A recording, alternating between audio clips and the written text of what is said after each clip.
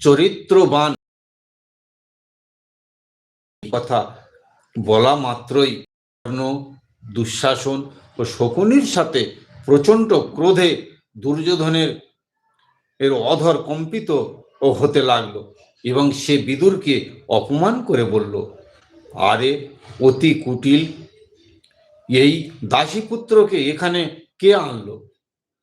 এ তো যার অন্যে প্রতিপালিত হচ্ছে তারই বিরুদ্ধে আচরণ করে শত্রুপক্ষের মঙ্গল চিন্তায় ব্যস্ত রয়েছে দেখছি। অতএব একে শুধু মাত্র প্রাণে না মেরে নগর থেকে অবিলম্বে দূর করে দাও।